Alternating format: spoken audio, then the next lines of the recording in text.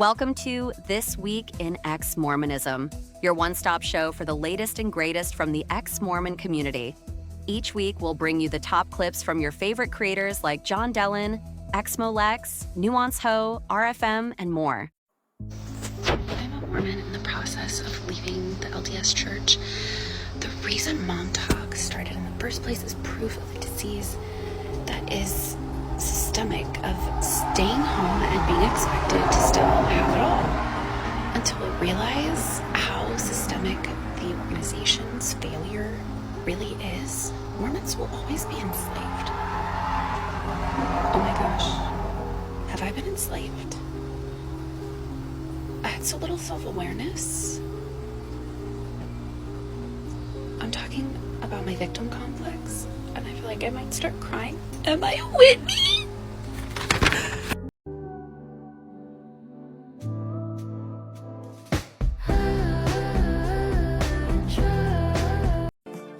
It's my baptism day.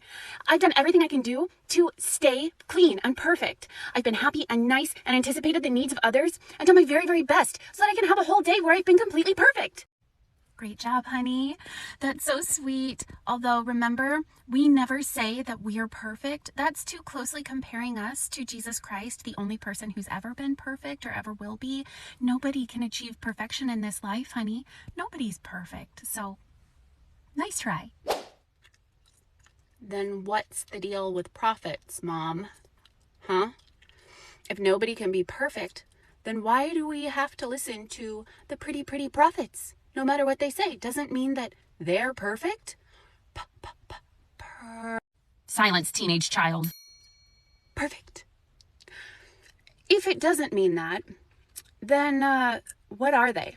If they're not people, right? Because people can't be perfect. If they aren't people, are they aliens? Is that what they are? Prophets are aliens now, Mom? I might listen to them more if they were.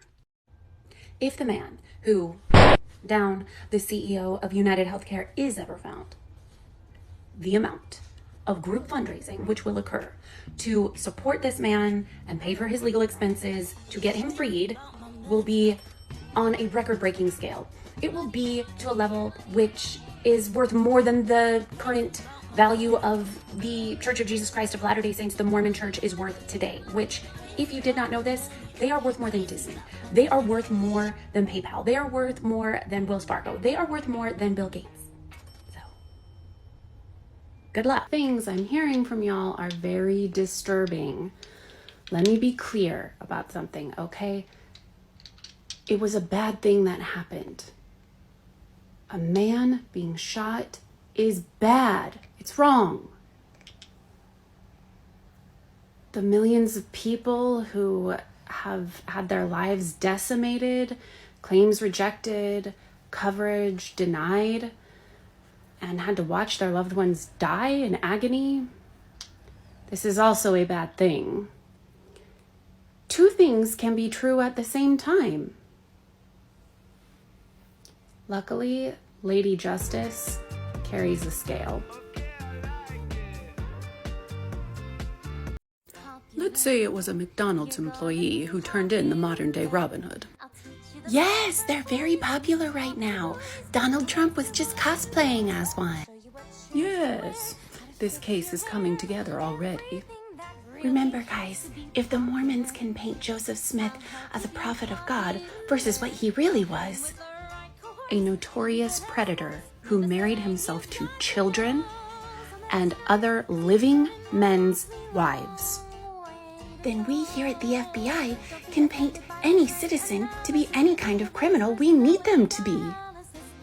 those Mormons really did know how to deliver on a construct. This case really brings us one step closer to their level of gaslighting. True. I'm proud of us. He's gay!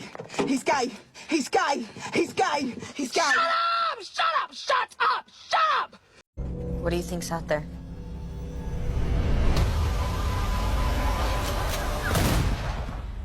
Your father. There's a war brewing in this territory. Brigham Young trying to make his kingdom. President tries to stomp it out. These natives here don't murder you. You got the Wasatch Mountain Range. Grizzlies, wolves, riled up Mormons. We are the chosen! This doesn't seem to be a world that favors a woman on her own. Civilization and civilized, two different words entirely.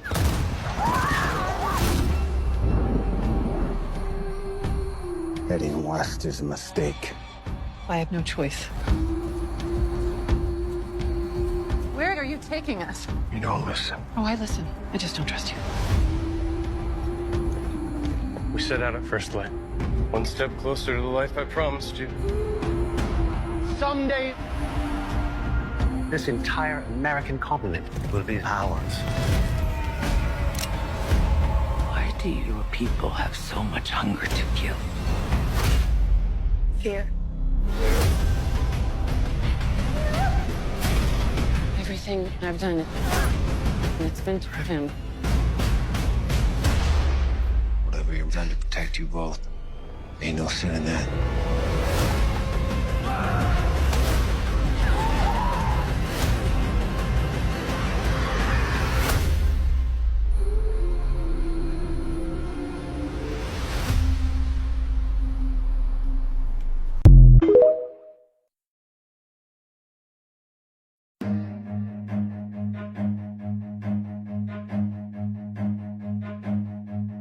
Run.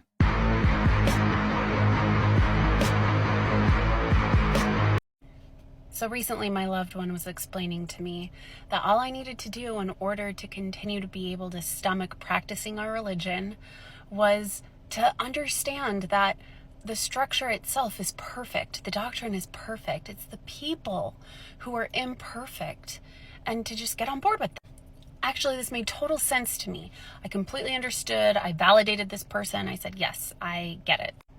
That's how I was able to stay going for as many years as I did. That's phase one. Phase one is when you realize that something stinks and someone needs to take the blame. But you can't blame who actually deserves it. You can't blame the religion itself. No, we're going to blame each other. We're going to throw each other under the bus. That's what we're going to do. The most beautiful final phase is when you leave and you realize you had phase one backwards. Legal class is in session. Let's think about this for 1 minute. If minors are not legally authorized to grant sexual consent under the age of 18, for many reasons, good reasons, that they don't have their frontal lobe fully developed yet, that they don't have enough life experience or common sense to be able to understand the full implications of granting consent to sexual acts, why then do religions, especially the LDS Church, implant and impregnate the construct of thought that there's any such thing as sexual purity for a minor? For a minor. What exactly are the legal implications of that? Of grown adults drilling the concept of sexual responsibility, culpability onto children? Someone explain it to me. Make it make sense. It doesn't to me. To me, I'll be damned if it just doesn't sound like the typical tired tactic of every other predator out there, to blame the child. This message is not for people who are pro-grooming. If that's you, just move along. This is not for you. If, however, you are anti-grooming of children, then this message is very much for you. It is a PSA of a red flag that should have been screamed from every one of those Utah mountaintops since its founding. If you care for more anti-grooming information, like, share, follow. I will be staying on top of any and all stories that come out covering this topic. Please protect yourself, be kind, and know that you are valued. You want me to use my own personal connection with God, to use my feelings, to listen to what he wants me to do. Is that right? Yes, my child. This is all we ask of you. To find out and know for yourself. Oh, perfect. That's actually my favorite part of this religion. And that feeling is telling me that this religion is true because it encourages that connection and that trust of myself and the inner voice that I have. That's a direct connection to the divine, my God, my creator. Absolutely. This is all we wish for you. Love it. Although I will say there is one thing that this feeling is also telling me that should be a really simple solution. I don't think it feels right to me that our religion doesn't perform background checks on people who are around children, monitoring and supposed to be protecting them. Please go on. Yeah, I just think like the simplest thing to do would be to perform background checks. Pretty easy. Sounds to me like you should pray again. Oh, okay. So I prayed again and I still feel that way. This is where you need to trust us. Put your faith in the church. But literally my favorite thing about this church was that you encouraged me to listen to and trust myself. That's true. We did. Is this only happening because I'm saying something that's in direct conflict with what you're saying and it could potentially lead to being liable for abuse of children? Not at all. You simply need to have more faith and realize that we have a stronger connection to God than you do. So when there is conflict between what we say and you feel, you know the right answer is to simply trust anything we say. Even if that's factually disproven? Who are you going to trust? Facts or your feelings? But my feeling is that this is wrong. Who are you going to trust? Your feelings or us? That just leads me back to what every religion tells me, which is that I should trust them and not myself. No religion is perfect because none of us are perfect. But God is perfect and his doctrine is perfect. Therefore, we must, if we're true disciples of him, trust his doctrine. But Jesus didn't say to not do background checks. But we speak for Jesus. Starting to feel like to me that maybe you don't. That's okay. We understand. Some people just want to sin. Blessed be you on your way out as you leave. I don't want to leave. I want to change and improve the culture from within. This is still mine. I still claim it as mine. It's my tribe. I can't help that this is where I came from. And we can't help that you're abandoning the truth. Wait, abandoning the truth? Isn't that what I'm trying to do? Not abandon the church, but shed light on the truth of abuse that is occurring within it that I want to help correct because I want to see this grow and become clean and something good and something I'm proud to be a part of? Okay. You know, there are a great many references I can give you to read. Whenever you're ready to repent, the door is open for you. I'm starting to think we might not share the same values. For those of you who are still in a high demand religion of any kind, and look at those who have exited and say things like, God will deal with you, as he does everyone who rejects his truth. First of all, sounds a little like witchcraft. Just saying, that's not exactly not a curse, which I'm cool with, but I don't think you are. Second of all, you damn right. God is dealing with us, and we're happier. You can be too. For those who are currently in a high demand religion, who've been faced with the facts and research that disprove the doctrine itself, but you decide to stay because you decide it just doesn't matter because I feel good about it. I understand. And that's what cults do. It makes it so that it's never ultimately about any of the actual teachings or facts or doctrine. It all always comes back to how it makes you feel. And that's how you know. Do you know which billionaires aren't losing a wink of sleep over the thought of being eliminated? It's the billionaires who run religions. You know why? It's because they have the best protections ever. Righteousness. their righteous followers are their human shields.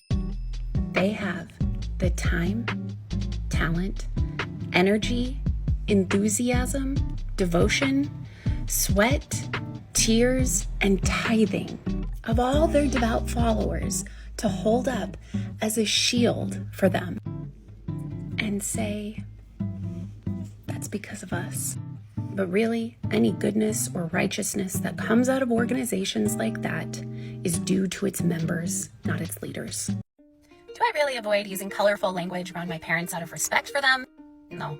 I avoid using language like that out of fear and dread. Now, unfortunately, every power structure in our life has taught us that utilizing fear is a useful tool which will gain you respect. No. What it gains you is a volatile, fragile relationship that balances on a knife's edge most times and creates a false sense of scarcity.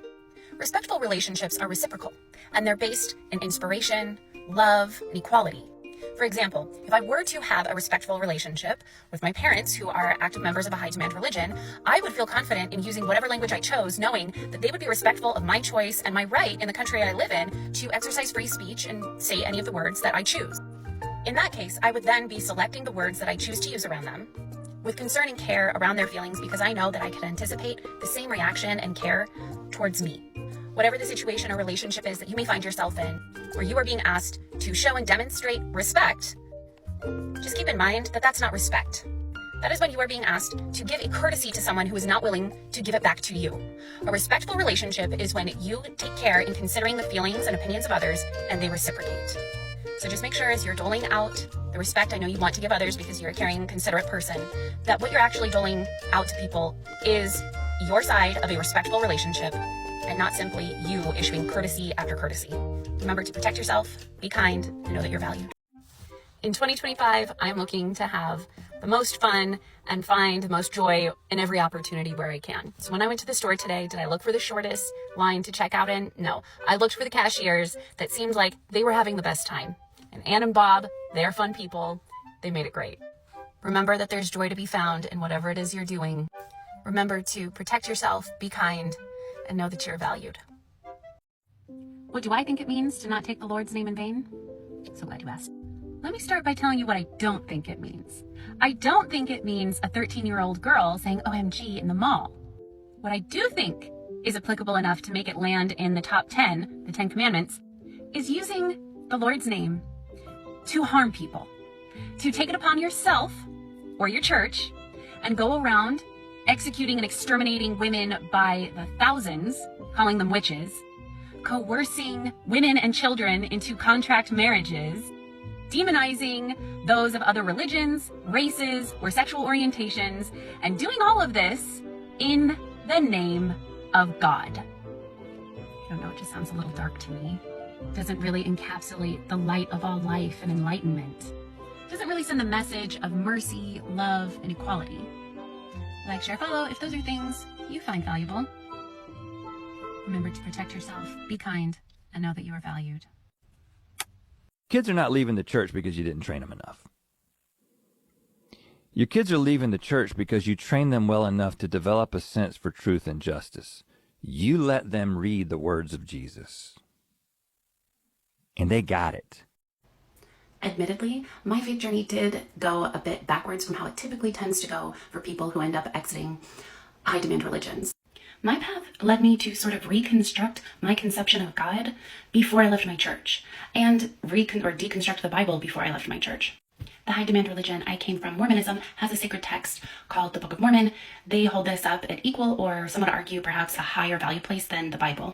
So I am aware that I am in a very fortunate position that many people do not find themselves in.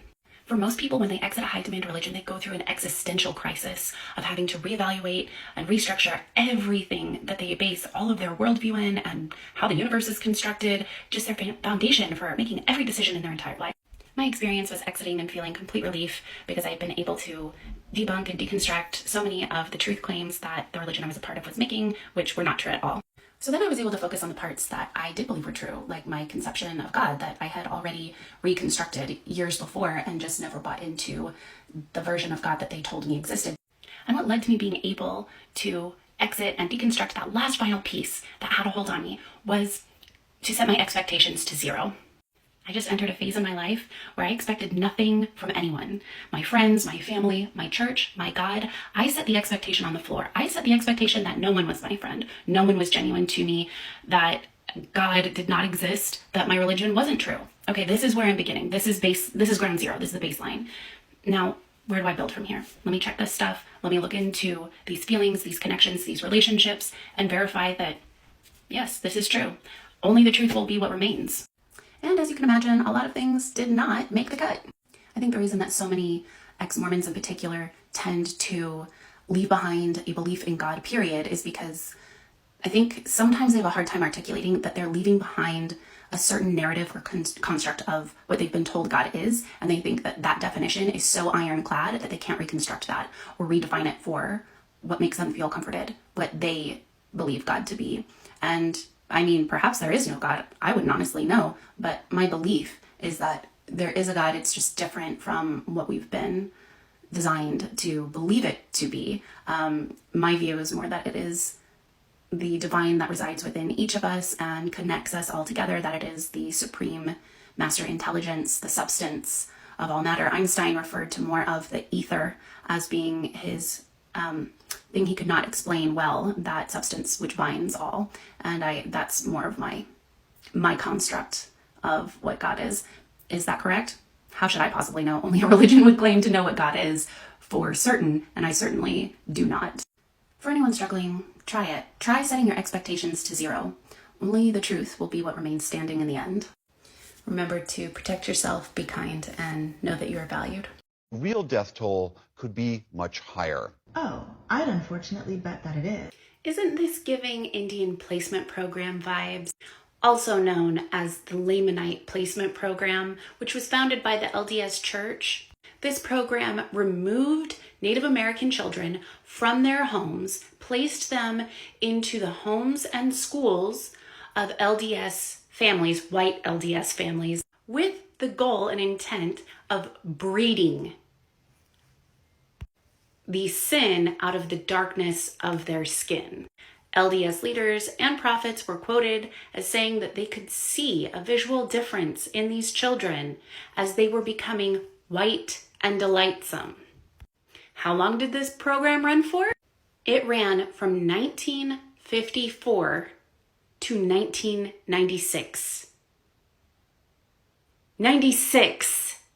I think it's really disrespectful that you believe that I'm in a cult. Why is that disrespectful? Because I don't believe I'm in a cult. I'm not in a cult. So me believing something about you that you don't believe about yourself is disrespectful. Exactly. Well, do you believe I'm going to hell after death, whether that's separation or eternal fire? Well, yeah, because you haven't been saved, so you're going to be going to hell. Well, that's incredibly disrespectful. No, it's not. It's the truth. Oh, so what happened to someone else believing something about you that you don't believe about yourself being disrespectful? What? That's different. I don't believe I'm going to hell. I don't believe I'm going to be separated for eternity, so it is disrespectful within your logic that you believe I'm going to hell even when I don't believe that about myself. Yeah, well, you just don't know the truth. We're talking about beliefs right now. We're not really talking about truth, right? You believe I'm going to hell and I believe you're in a cult. It doesn't matter which one's wrong or right because it's a matter of beliefs right now. We can't get to a conversation of objective truth because I don't think we're ready for that conversation. And guess what? You're still not going to be happy at the end of the day because if you are the type of person who needs other people to be miserable in order for you to feel comfort in your own misery, that is a disease that unfortunately has no cure. Crazy, ain't it? Half the world is on fire, and the other half is about to freeze to death. They said the world will end in fire and ice. And everyone's just at home today in the snow, fucking each other, getting pregnant, having abortions. Abortions everywhere. It's unfolding in front of your eyes, people. Wake up! Go get your fucking Bible! You think someone just threw a cigarette out the window and half the world caught on fire? No! It's the fucking government! And then I guess for the other half, Elsa must be up in the sky pumping her pussy, making it snow. It couldn't be the government with their little weather devices. No, they would never do that. You delusional motherfuckers. I can't stand this stupid fucking generation. Wait, why does God need blood sacrifices to forgive sin? That doesn't make any sense. Wait, does he need them or does he want them? Either way, that's weird. Wait, hold on. Yeah, does God want blood sacrifices to forgive sin? So was that like a cult thing? Or? Hello there, remaining TikTokers. I told you I would bring you a religious report about a different religion each week. And this week I wanted to talk about Rainn Wilson's interview on Alex O'Connor podcast a month ago about his new book, Soul Boom, which was wonderful. And in this interview that I'm going to refer you to go listen to, the long form interview on YouTube, because it's just fabulous, he discusses the Baha'i religion, which is what he was raised in primarily, and that is a sect of Buddhism. I'm not going to be able to get into everything about it in a TikTok, but I do think that this is a fascinating religion that he discusses because it is a little different from other religions, where you hear a lot of religions say that, you know, every religion has a little bit of truth, but we're the most true, or we're the only ones that are really true. The Baha'is really don't maintain that kind of standard for themselves. They have more of a perspective that there really doesn't need to be separate religions. Everyone's going to have their own individualistic beliefs about God to begin with, or, you know, ultimately anyway.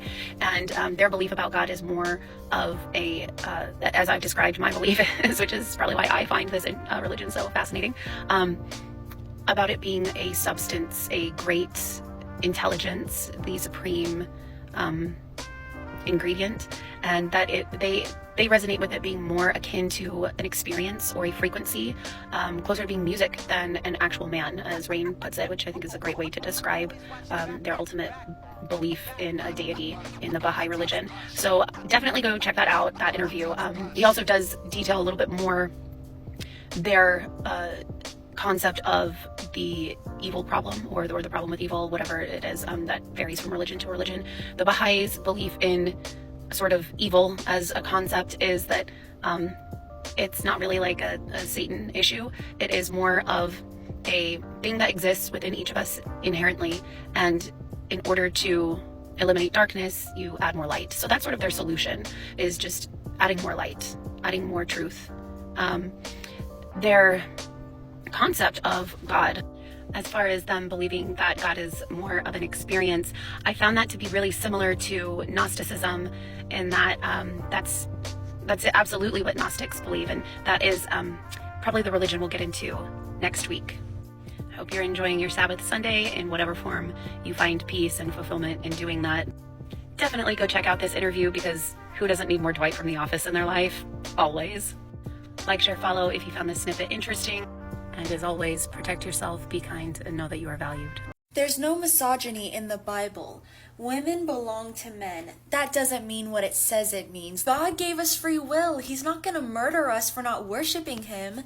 Those who do not worship the Lord get slaughtered. That's not what it actually means. You guys just don't understand. Learn how to read. The Bible doesn't talk about slavery. You can take these people as your slaves. That's not what it actually means. Let me go find external context to make it make sense in the way I want it to make sense.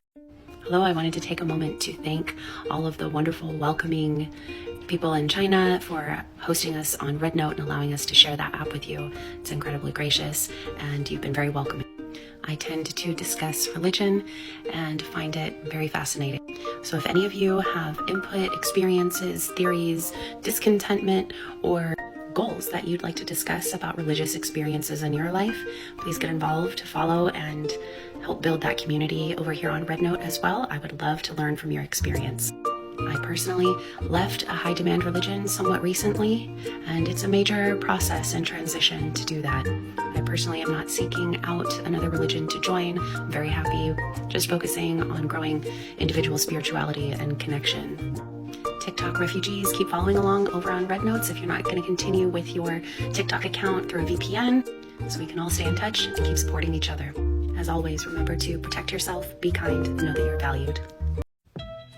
TikTok, I am going to need you to take notes of a couple of the really great things that we all experienced and now really don't want to live without on Red Note, because let's face it, you're not going to get banned. We believe it. You can do it. We believe that you can outlast the frailty of the United States government. But I am going to need you to please take note on the good things of Red Note. namely placing stickers in the comments, and most importantly, being able to edit videos you have already posted. Please bring us this feature. It is crucial. We love it. Amen. It's Adam and Eve, not Adam and Steve. Right, yeah. It's Cain and his sister, not Cain and a mister. What? Cain and his sister? Adam and Eve were the first humans. There were no other people. Who else was he going to marry? Their kids married each other. No, Cain got his wife from the land of Nod. Did he? The text doesn't actually say that. It just says that they had a child there. And according to the book of Jubilee, he married his sister, Arwen. In fact, there's a whole tradition that both Cain and Abel were born with twin sisters, and that Abel wanted to marry Cain's twin sister, and Cain didn't want this, and that was actually the beginning of the beef between them. That's why they did the sacrifice, to find out who God favoured and who was allowed to then marry Cain's twin sister.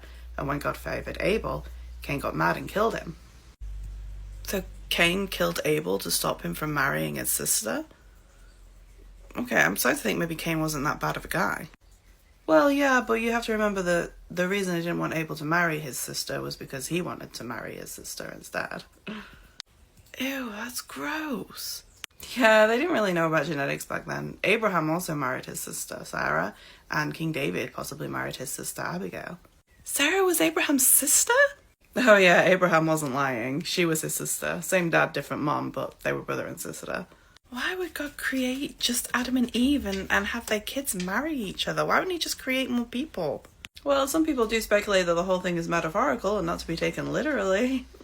But either way, it's probably best not to base your relationships on it, because you're essentially saying that homosexuality is wrong, but incest is fine.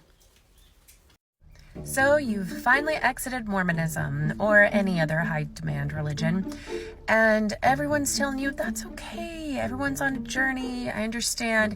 Just make sure that as you leave it alone. What I find fascinating about this is that it's exactly what abusers say, right? After they're done abusing you, they want you to shut up about it. They do not want you to go broadcasting it and tell everyone their dirty little secrets. They will shame and guilt and pressure you and create a cultural stigma and narrative that you are just a complainer, an exaggerator, an instigator who asked for it. High-demand religions institute this same culture.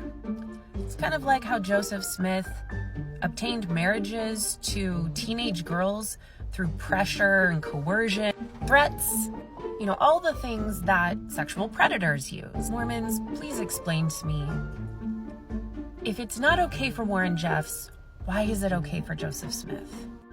If it's not okay for me to be in an abusive relationship where the abuser tells me to keep my mouth shut afterwards, why is that okay for the church to do? Your father, brother, bishop, husband might be responsible, as far as the church is concerned, for protecting you, but the only one who can protect you up here is you. So you better figure out how to do that real fast before someone else figures out how to trap you in it. And one day, I'm gonna have eyes as blue as the summer sky. Bitch, you ain't never in a million fucking years gonna have no blue. Characterization of the serpent in the story of the Garden of Eden as deceptive and God as truthful does not fit what the texts actually say. Hey everybody, I'm Dan McClellan. I'm a scholar of the Bible and religion, and however you want to characterize it, God's threat to Adam in Genesis 2:17, that on the day he ate from the tree of the fruit of the knowledge of good and evil he would surely die, just doesn't happen. And there are an awful lot of biblical scholars who characterize this as deception or as a lie.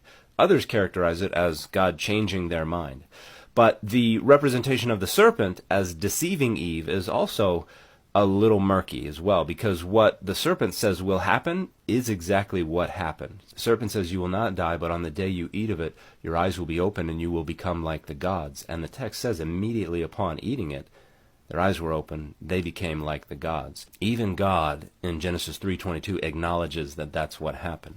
Now, the serpent could be characterized as being deceptive as well, because the serpent withheld the information that they would be separated from God and kicked out of the Garden of Eden. So here are comments from a commentary volume on Genesis 1 through 11 in the Anchor Yale Bible Commentary Series, one of the best commentary series in the world. The scholar says, the snake here tells the truth, an effective bait. He mysteriously knows that the couple will not die when they eat the forbidden fruit. And then down in the center, the snake's words impute that Adonai's threat of death is a smokescreen to keep humans in their place, that Adonai is insincere and perhaps jealous of human prerogatives. But these instructions may be protecting humans to keep them in paradise. The truth, in short, is ambiguous. So the story is a little murkier than we like to think, but the characterization of the snake as purely deceptive and God as purely honest doesn't fit what the texts actually say. Both are represented as trying to get what they want from this situation. And as a postscript, there's no part of the Bible that ever identifies the serpent in the Garden of Eden as Satan. That is an entirely post-biblical innovation. And the fit for this video has been the Spawn #1 cover. And I have nothing. What you hold isn't just a weapon, it's my life. The concepts of law, rules, and morality only hold meaning when they are based on equality. The harsh truth of this world is that when money speaks, truth goes silent. And when power speaks, even money takes 3 steps back. Those who create the rules are often the first to break them. Rules are chains for the weak, tools for the strong. In this world, anything good must be fought for. The masters of the game are fiercely competing for resources, while only the weak sit idly, waiting to be given a share. Like, you don't have to go out of your way to be petty. And I mean, like, it's not even out of my way. It's directly on my route. Every single time. The most untrue statement ever uttered: what doesn't kill you makes you stronger. Because things that are sent to be an adversity to us don't always make us stronger. Sometimes they make us weaker and keep us weaker. And then there are those adversarial things that are successful in their endeavors and they kill people. And you know who can't advocate for themselves? The dead. Dead people can't advocate for themselves. Do you know which structures understand this completely? Capitalism, the government, and religions. Which is maybe why they spend so much of their time trying to convince people that they don't need to fear death. The government would like you to sacrifice yourself for your country. Capitalism would be very happy if you would kindly sacrifice yourself for the perpetuation of the eternal machine of an ever-gaining society. And of course, religion would like you to please sacrifice yourself in the name of God. Each one of these structures understands fully that there may come a day when they need you to be silent. And they would prefer if you would please walk willingly into those jaws. Remember to protect yourself, be kind, and know that you're valued. I could really kill someone if I wanted to. Hey, yo! But we won't. We won't. Hey. Okay. Hey, we won't. Okay. All right. But we could. I mean, he's truly dark and disturbed. Go on. He's tall, has a dark inside, is very charismatic. He was sexually curious. Okay, I'm listening, but I'm not really cinched yet. I haven't even mentioned that he's a witch. Or warlock? Witchy? I'm not exactly sure what the politically correct term is, but a mystic? Okay, and here we go. Yes. Continue, please. I mean, it was just truly tragic. He convinced dozens of girls and women to sacrifice themselves to him sexually in order to save their families. Yeah. Go on. It's just so dark because no one ever comes to save them, and they never end up saving themselves. They died abused, traded around the harem like commodities. They were completely brainwashed, believing it was all for some higher purpose. It was absolutely miserable. Jackpot. Okay, so I'm gonna need to know, where can I get this book? Gross. Barf. Gag. I hate it. I'm so sorry.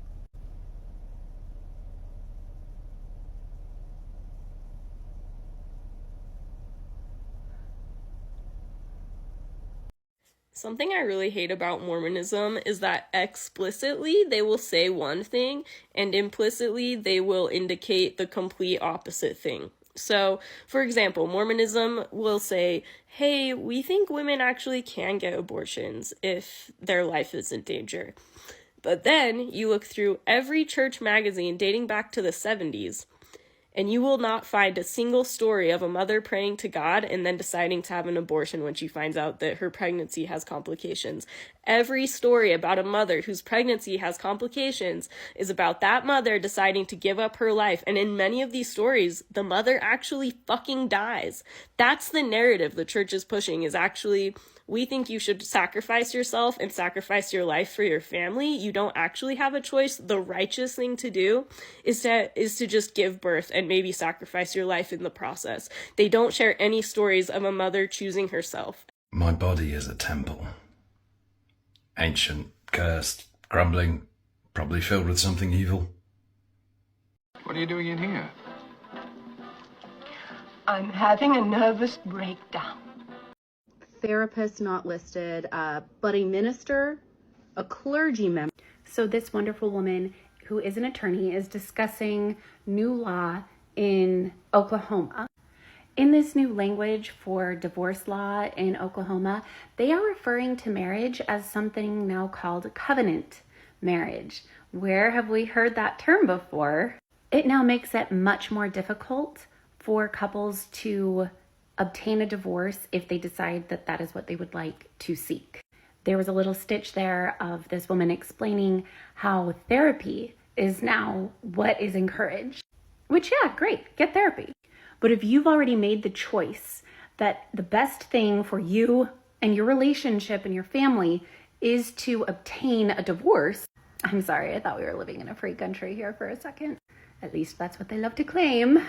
You're not even encouraged to seek counseling from qualified professionals. You are urged towards religious clergy members in the law. Women are also now required to provide proof when claiming domestic violence. You should go check out the whole video. This is what's been happening in Oklahoma, a neighboring state of mine. And now they also have another thing to add to the pie, removing all civil rights for students in their education system.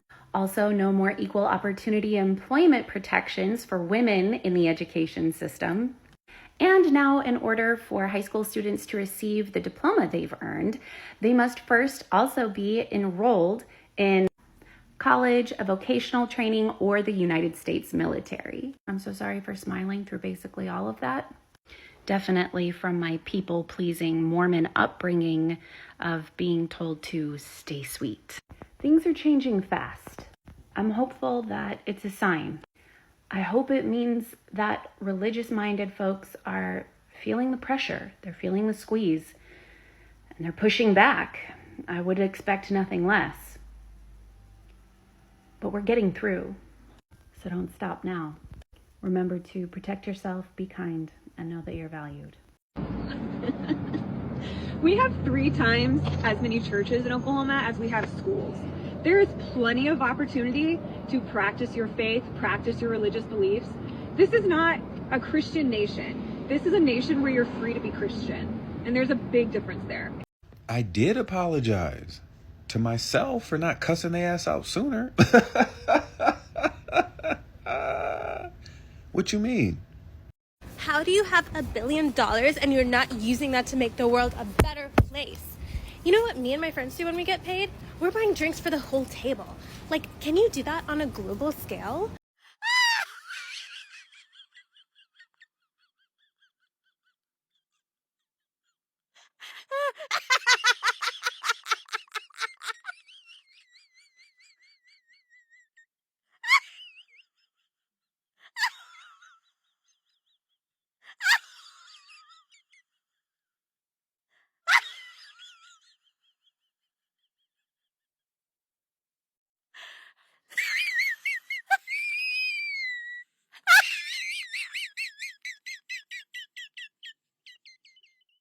There are people in this world whose faces light up when they see you.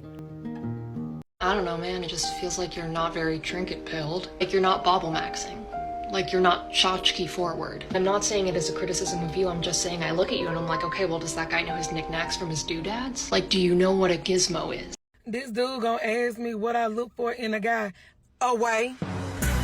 I look away. I'm trying to heal and get a deal. I ain't got time for nobody musty ass son. Get your baby, Martha. Hey buddies who have recently exited high demand religion. Do you know what you can now do with all of that worry and anxiety you once spent being concerned about hitting your ministry target, how to budget properly so you can pay your tithing, whether or not you're going to get into the highest degree of the celestial kingdom, not the other two, those are Trump prizes, because you and I know where you're really going, right? Right? And if you're a trad wifer, then you have the added worry and anxiety of trying to figure out how to grow cotton in a year with a drought so that you can spin that into thread that you can then weave into linen on your loom. All, of course, while making all of your meals from scratch and keeping that tight rockin' bod for your husband. Anything. You can do anything with it now. Trump's latest actions of taking back Gaza has me intrigued.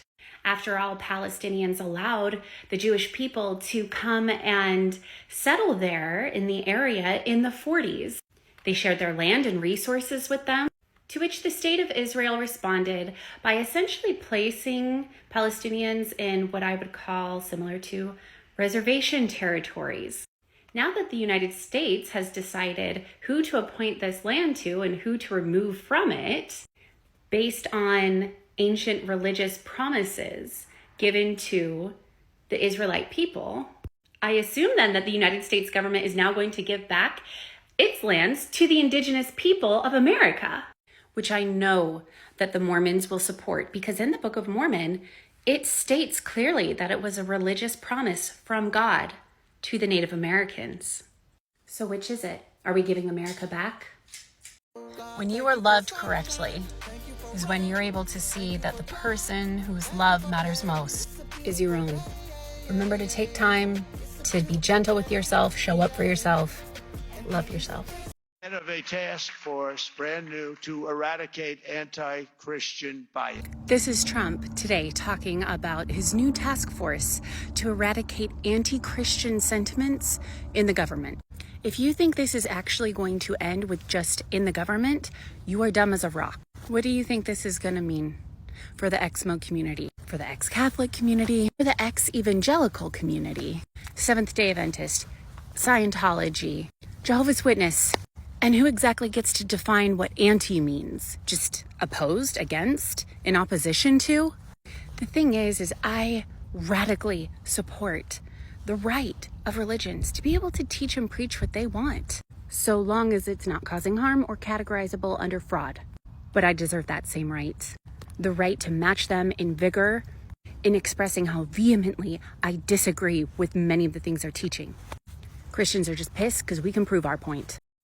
What does it mean that Elon said that his trans child is dead to him, essentially? That is him putting words to the feeling that he would rather sentence his own child to death than admit that he's wrong or do anything to educate himself or change his worldview. How many Christian parents does that sound like? How many LDS parents does that sound like to you? For a church that claims to be all about families, they sure don't seem to care much for the children that don't fit into the tightly, narrowly constructed little box of theirs. If you personally are all about families, all about children, and an amazing parent, then choose your child. Choose your child and leave the organization that's telling you to leave them behind and make them feel less than. If your child is still alive, it's not too late. Protect yourself, protect your children, be kind, and know that you're valued. So you know how women's attendance at college has gone up in recent years? I mean, to the point where men have been whining like, oh no, the women folk are infiltrating our schools. They'll take all of our jobs because they'll be the only ones with any training. Well, then is it any wonder why this administration is taking away Pell Grants and ease of student loans when those have been key factors in helping elevate women in education? Lots of single mothers have gone back to school this way, and young women too. I would imagine that the reason they need the financial assistance is because their fathers said they would only give them financial aid if it were going toward a dowry, not some silly school institution. Money like that towards learning institutions is only available to your older brother. Okay, really, I don't know about that last part, but it tracks. Is it really any wonder, though, when women have been outpacing men in the workplace, so instantly there's this reaction? Let's shut it down, let's shut them down, let's come back in the kitchen. Start using them for what they were made for again, birthing those babies. Young people have been not really having children as much, almost like out of protest. I think a big part of that is necessity and not being able to afford housing, food, heat, having an overwhelming sense of hopelessness in the job market and an inability to advance. Qualifying for government assistance when you work 60 hours a week. Now that I think about this, though, it does really sound like women's fault. So let's stop this. End all progression. Strangle the Enlightenment movement. And the key to doing that is keeping women in the dark. The moment those few remaining women holding up the patriarchy realize what's been done to them, well, that's it for them. And I personally believe the best, most effective way to spread this message and help women and everyone become enlightened is through the dismantling of religion. Keep going. Dead men don't rape! Dead men! This is why I'm going to start a pig farm. Not for this food source, I mean that's a good secondary, but it's really for this. No body, no crime. So when you're out there trying to be kind, and this is the man you run into, you have a friend with a pig farm. Let me tell you something. I have not met an honest-to-goodness Republican in over a decade. And I live in Missouri. That's because they're all independents now. But if it walks like a duck, and it quacks like a duck, and it votes for Republicans, then you're probably a Republican. I don't trust anyone who doesn't have periodic mental breakdowns, because every time you break down, you're forced to rebuild, which is a lot like what? Updating your software. People who never break down never update their software. I'm so sane and stable. No, bitch, you're just still operating on iOS 1, and that shit is getting slow and laggy. I need you to promise me that you'll be on your best behavior. I promised other people that I'd be on my worst behavior, and I gave my word, so. Every year in February, I read a book about Black history because, yeah, I'm that liberal, progressive snowflake. This year, I'm reading this great book about Freedmen's Bank, Freedmen's Savings and Trust. I hadn't heard about it until I did, but the basic story is right after the Civil War, the United States government puts together a bank specifically for formerly enslaved people as a way for them to build wealth. Initially, the all-white trustees and directors of this bank had to convince formerly enslaved people. It's like, no, trust us with your money. Yeah, we know we were the guys who were just oppressing you for 400 years, but now's the time to trust us. And Black people, they deposited over $50 million into this bank. Think about that. People who were just slaves like yesterday were busting their ass, making money, $50 million in 1860s money. They put that into this bank. But then the fucking trustees, they start making these shady,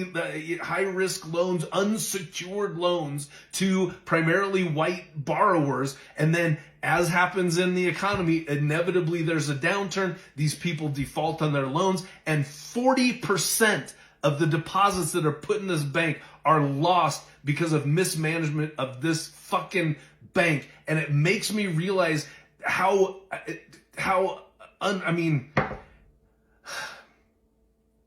realize as best I can as a white guy who's trying to educate myself that the history of Black people in America is like Charlie Brown trying to kick that fucking football, where he's like, Lucy, you really gonna hold it for me? And she's like, yeah, this time I'm gonna hold. And just the systems in the United States are Lucy, and at the last second, over and over again, she just pulls the football out of the way and Charlie Brown falls on his back. And I realize now that that is the whitest analogy ever for Black history in America. So now I've got to go pick the raisins and celery out of some potato salad.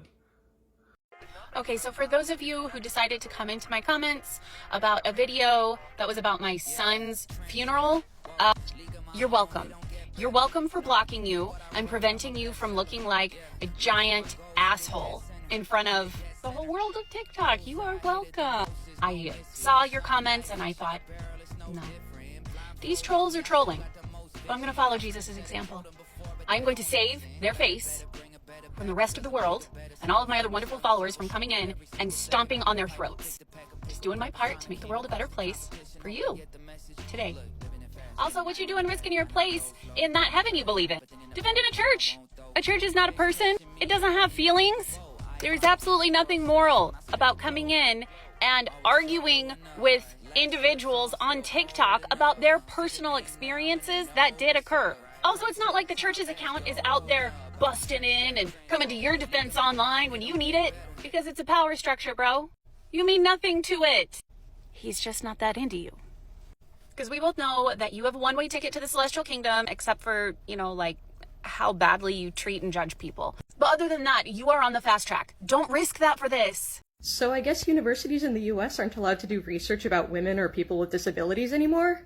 Yeah, so I went to office hours today, and my professor told me that he had just received a list of words that were banned from all grant proposals. And he told me that those banned words include women and female. And my immediate follow-up question was, does it also include man and male? I'll let you guess what his answer was. Yeah, so I just looked up this list myself, and yeah, it does include women and female, and it also includes disability. I have so many questions. Happy Valentine's Day. Sticky sweetness all around. There is, they say, a fine line between love and hate. Since you are currently bombarded with messages of love, allow us to address the hate. Even as an active member of the Mormon Church, I never understood who they were talking about when they would describe Jesus in this pacifist way. That's not the Jesus I knew. The Jesus I read about created a social justice movement. His followers were referred to as a mob, and his closest followers committed acts of violence for him on his behalf. Lest we forget the ear, without even being asked. That's some hardcore mob boss stuff. The Jesus I knew flipped tables. So if you're a follower of Christ, once you see the stuff that the LDS Church is doing to its members, how it is exploiting them, and the honesty it is severely lacking in, Jesus would say it then becomes your moral responsibility to flip a table. You only think you're not capable of it because you've never done it before. Because you weren't allowed to. No one's going to give you permission to do it.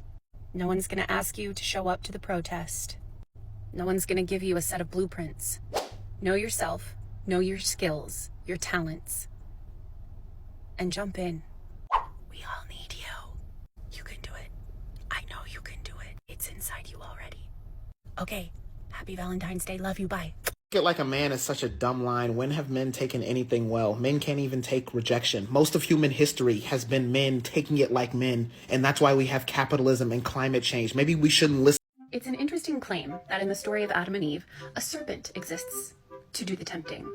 And yet, a tree was placed there. Consciously placed in the garden. When I want to warm my toddler, who has the comprehension of a toddler, I don't leave them alone in a room where I then place a lit fire and tell them not to touch it. When because of the basis of their understanding, they would have no way to comprehend the issue with touching it. I, as the adult in that situation, am the one with the experience to contextualize the problem with touching fire, which is why adults are tasked with protecting their children. The child cannot understand why they don't have the experience yet. Are we seeing the logic with which this makes complete sense? Critical thinking. Okay, so if we stupid fallen humans are dumb enough to figure out the simplicity of the order of things in that regard, but the perspective of the scriptures is that God can't figure that out. Can't. Or won't? I'm honestly not sure which one is worse. So you're telling me that God could have made this world and the garden any way he chose, and he chose to make it like that confusing on purpose? That sounds like someone who's either really manipulative or really psychotic. And he's all powerful, yes? Here's how the Christians respond. Yes, of course he's all powerful, but what makes him God is that he chooses to follow all of the rules of the universe. That's how he's able to be God. Then the rules are what is all powerful. If God himself must abide by them in order to be God, his power ceases to exist. And only the rules reign supreme. Or maybe Christians, you just got some of it wrong. I mean, I don't know. I'm not claiming that I have it right, but the point is, I'm not claiming to be the one who knows, which means you're the one with the burden of proof here. And there just isn't. Back to the main topic, which is that God, who's supposed to be all-knowing, wait, right? He's all-knowing, right? Okay, yeah, all-knowing. That means he then knew that Adam and Eve did not possess the comprehension to understand why they should not partake of the fruit of the tree of knowledge of good and evil, but placed it there anyway. Is the tempter truly the serpent? Or was it God? I'm gonna hold your hand when I say this. They believe that a man like him can be the anointed chosen one to run this country, because they also believe that a man who R-worded a woman and offed her husband was anointed by God and was the best king. It tracks. It does. I want to fuck a priest. Catholic? Yes. A good one? Yes. Looks good in the... Yes. I understand. Do you really want to fuck the priest, or do you want to fuck God? Can you fuck God? Oh, yes. Guys, I'm just telling you right now, that's how you do it. You go so young, they don't know any better than to go with you. That's it. So I have a message for homophobic people. You guys, Jesus is so mad at you. He's so mad at you guys. Basically he was just asking me, he was like, how are my gays? And I was like, oh, they're good, but it's really sad that like people, like some people don't fuck with them. And he was like, what? And I was like, oh shit. I was like, oh yeah, there's like some people that like don't like them because like they're gay or whatever. And he was like, how could you not like gay people? Like they're super fun. That's why I sent them down there. And I was like, no, like, yeah, like a lot of people agree, but there's certain people that don't. And he was like, okay, how did that all start? And I was like, I knew he was gonna get mad. I was like, well, I'm like, you know that book of that like has all your quotes in it? They're saying that you said that you don't fuck with gay people. He was like, what the fuck? And I was like, yeah. I'm like, that's what they're saying. And he was like, they need to get that figured out. And he said that like literally they're like gay people are low-key my favorite, like no offense. And I was like, no, it's like they're my favorite too. And he was like, well, okay, they need to get that figured out. Did you tell them that hell is hot? I was like, I told them. And he was like, and do they not like want to come up here? And I was like, no, like they like everyone hears about how like fun and how like great it is up there, and that you're always playing like Charlie XCX upstairs, but like people are still like not about it or whatever. And so he was like, okay, well, tell them like basically like everything that I told you. And I was like, okay. And he was like, and also tell Lindsay from Tennessee that she needs to get her homophobia figured out sooner rather than later, is what he said. So I'm assuming that means he's probably like gonna like pick her up soon. That's why he wants her to get it like figured out before, because otherwise, you know. So I think that was it. Yeah. The number of people that I have seen commenting on dystopian, conspiracy theory, fear-based videos on this app is heartbreaking. For example, the circulation around the messaging of RFK's suggestion that people be moved to farms who have personality disorders or are suffering from mental illnesses. I mean, obviously, this true intention is for them to be camps. And no, we are not talking about the kind of camps from heavyweights. And the amount of people I'm seeing say messaging like, I'm too old to run and I hate it here anyway. That's what's prompting me to make this message. If you feel hate inside you, then you are not too old. That fire is your indicator that you're still alive and that you still should be. Don't stop. Don't give in. Use the hate. I hope this message reaches as many of you as it can. We all need you here. Protect yourself, love yourself, and know that you're valued. Ooh, I was waiting for this comment. Y'all are so predictable. I talk fast because I've got 90 seconds, so you're gonna have to buckle up and pay attention.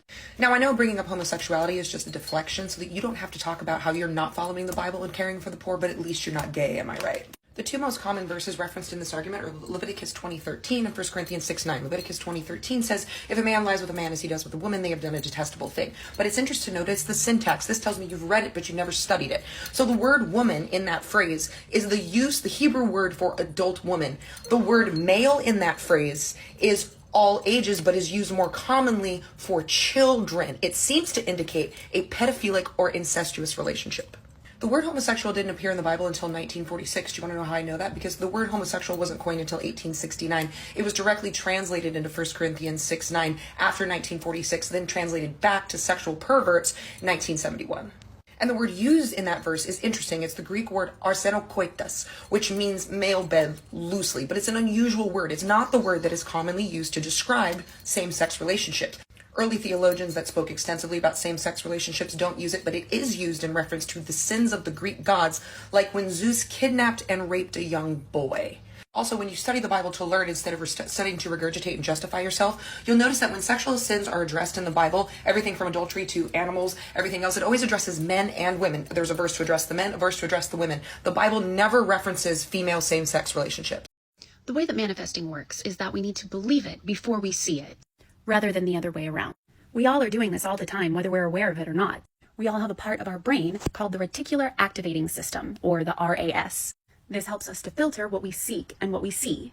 For example, if I go into a room seeking a light switch, the information previously gathered by my brain is that it's more than likely to be on the wall rather than the ceiling, and likely to be a certain shape or size with a toggle, switch, or button. Our RAS will formulate that information previously known with what our eyes are seeking to help me filter down everything in the room until I find what I'm looking for. Therefore, when we change what we are seeking with what our intent is, from searching for proof that verifies our theories, as is done in the case of every Mormon apologist or any religious apologist, there's a scientific reason as to why they always find the answer they seek, because they seek for their religion to be proven as absolute. And the brain is designed to help each of us achieve our own goals. It's very cool that way. It's pretty amazing how helpful it is. And super obnoxious when trying to dismantle religion. Getting back on track. When we instead shift our focus to search for pure truth, this signals to our RAS to filter out previously held biases when determining what that truth could potentially be, because we know that truth cannot be discovered with bias or preconceived assumptions. So then the question becomes, which of these is the correct starting place to begin? It then becomes quickly apparent to anyone with a properly developed frontal cortex who's seeking what's real. Seeking pure truth as a starting point is the only way to maintain integrity from the beginning of the journey. A key piece of deconstructing any religion or any construct of reality is first being willing to accept at the beginning that you agree with yourself, to accept the possible outcome of your preconceived notions being wrong. And that is a very difficult pill for many people to attempt to swallow. Science plus spirituality equals understanding and an integration of a balanced reality. Cool hat. Who makes it? Start a cult. No. No! Stop. I see you. I see you, other white men. Stop. Do not follow the instructions of that other white man. Elon's already got all of y'all covered. All of it. I'm done with it. Do you hear me? I'm done with it. No more cults. Because I do believe in killing the messenger.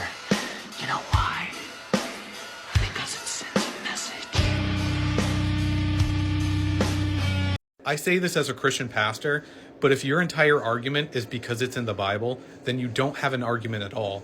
Because we should not be creating government policy based on scripture, because we live in a democracy, not a theocracy. This community is the community I have now. When you're a member of the Church of Jesus Christ of Latter-day Saints, you can rest assured knowing that you can move anywhere in the world and know that you're going to be going to a group of people that you have something in common with, who will be there for you if you have surgery. Friendship and fellowship. You just don't really have that when you leave. Thank goodness for all the people who have built community here on TikTok amongst ex-Mormons. It's why I stitch and duet and link and do everything I can to try to help all of the ex-Mormon content creators on this, platform and across all the platforms. And exiters of other high-demand religions too, not just Mormon. But Mormonism is where I came from, so it has a special place in my heart for those other Xers out there. In the church, there can be a lot of sort of covert competitiveness. And here, that's one of the things you get to just deconstruct out of and transition into just genuine support. And I'm so grateful for everyone who's helped to build that ex-Mormon community. I get asked a lot, why are you so pretty? Obviously, because of soup. Because of soup. Soup. Something strong, longer lasting, better than slow. Mulling it over takes too long. Just follow me. I can make them pay. I can make your daughters go away. I can make unbelievers pray. They wouldn't last today. Under my thumb and I threw the. Okay, what about the trad wife? The Norris myths of it all. So I was thinking about the trad wife, and then I stopped thinking.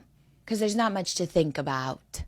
They're not hurting us any. If they want to run around the house with a bustle skirt, a tight corset, and fresh batter from their pink KitchenAid, so be it. We know it's not easy to do all of that and rear your terrible 2 toddler who just learned the words no, f*** you and I hate you. You want to make a homemade Gillette? Godspeed. I know you're hanging on by a thread. We can't turn our backs on them because hopefully one day they're going to be on our side and we have to welcome them with open arms. We're building a nation of righteous lesbians. And if we work hard and we give it enough time, they'll come. Is God opposed to abortion? There's no ban on abortion in Islam. There's no ban on abortion at any point, for any reason, by any method. All right, okay. In Judaism, abortion is permitted, and where the pregnant person's life is at stake, it's required, because the health and well-being of the pregnant person comes first. Okay. Jamie. A little more complicated. Well, let's bear in mind that what I'm about to say is a teaching created by men who are ostensibly celibate, who have no inroads or connection to the lives of women because they do not have wives, they do not have daughters. Great start. Yeah. And the Catholic Church teaches that in almost every circumstance, abortion is murder. Is it in the Bible? No. And then the treasurer, if there's one person to smoke a cig in Salt Lake City, it's Lisa Barlow. Of course, she is a Mormon. She is a woman of John Smith. And all before noon, she'll have a Diet Coke, she'll have her Vita tequila, and her shoulders showing. Of course, I'm a Mormon. I don't abide by anything. That doesn't matter. I am what I say I am. I need that kind of energy when the IRS comes knocking on Siggy Mommy Inc. asking for our taxes for the last 10 years. And she pulls out a bunch of fraudulent documents, and she's like, these documents are real because I say they are. I've discovered this new word called misandry. It's man haters. It's people who hate men. What? That's the Gen Pop. Men hate themselves. We hate them too. What? You lost him? Oh, this is not good. You realize you lost a brown man with long hair in America that has liberal views. Oh, this is bad. Let me finish my coffee and I'll help you look. Hey, kiddo, can you get your shoes on? We gotta go help the Christians find Jesus. You're no fun, she says. Okay, but who's fun? Oh, you're outwardly having fun? Oh, you have bits and shticks? And there's pictures of you laughing in public? No, thank you. That's not my kind of people. Any kind of positivity is toxic. Because are you living on this earth? Don't be afraid of where you're going to go after you're dead, because it can't get worse than right here. In fact, hell might be better. Isn't this life glorious? Can you believe in the miracle that is you? Yeah, I understand. Maybe an anatomical, physical miracle, but I'm past that. Because I have a frontal fucking lobe. Give it up. Don't be positive around me. Yo, if no one has told you this today, you look like a fairy princess that resides over the pits of hell. Maybe I'll do Luigi Mangione. I'd love that. Here we go. Insurance companies are basically paid as a middleman between healthcare and people. I think when you incorporate profits in that, you're incentivized to keep people sick, to deny their claims, to charge them the most possible amount for healthcare that they need. It's immoral. I feel like Theo Vaughn with Bernie Sanders. The government, the healthcare insurance companies, and the pharmaceutical companies are in cahoots together. People are the one thing not in that, and they just use people for their profits. And another thing, can somebody explain to me, please explain to me, why Mormons are obsessed with trying to get in the Christian club? This drove me crazy, even as an active believing member. Mormons are constantly just struggling, trying so hard to get a seat at the cool kids table of Christianity.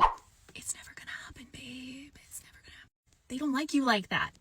The foundational definition of what it means to be a Christian is to believe that God the Father and the Holy Ghost are one. Mormons don't believe that. Ergo, no, you may not be Christian, which is totally fine. Who would want to be a part of the group that performed inquisition, witch trials? I mean, the sexual assault cover-up cases alone. Oh, now I see why Mormons want to be part of it. Duh. Mormon Church, let me save you a little time. You are the pimply, chubby girl with braces going, Katie Heron wore army pants and flip-flops, so I bought army pants and flip-flops. They're not into it. They're not into you. Honestly, President Hinckley had the right idea to just be like, bye-bye, Christianity. You don't want us to call ourselves Christians? Good, I don't want to call ourselves Christians. That would have worked out better for y'all. Because for real, Christianity as a whole doesn't practice that much of what Christ taught. So if you are, in fact, Christ's church, then why would you want to be associated with that? Just own it. And adopt some liberal views. Start telling the truth. And start handing those who commit sexual crimes over to the authorities. Easy peasy lemon squeezy recipe. That's all you gotta do. And Christians will be trying to get in your club. To racist people out there, be more committed. You have to be a committed racist. You can't just hate Mexicans and still love Mexican food. No, stop eating it. You're racist. Come on, be a better racist. Hate Mexican food too. And don't try to cut corners and take off the pico de gallo and assume I should be fine without the pico. That's a little bit less Mexican. No, that's still very Mexican. Go eat McDonald's or Denny's. You know? Wife number 7, I'm not feeling it from you. It's not giving. Numbers 4 and 2, no, not 42. I'm just getting dreary, dismal. Yeah, crank it up. Cheery. Come on, cheerful. Oh, this is never going to keep the feds out of here. Everyone in Washington is going to see these expressions on all these sad sow faces and send in the army. It's not sex trafficking, though. It's like, God told me it was dope, so it should be fine. Why can't people just get it? I've got it.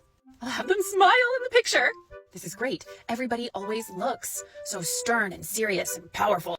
This will signify to everyone else that they're happy with their plight. But when I see it, I'll know that their teeth are just a submission signal to me, and that I got them to break with the rest of society, and they're smiling because I told them to. I'm such a good husband.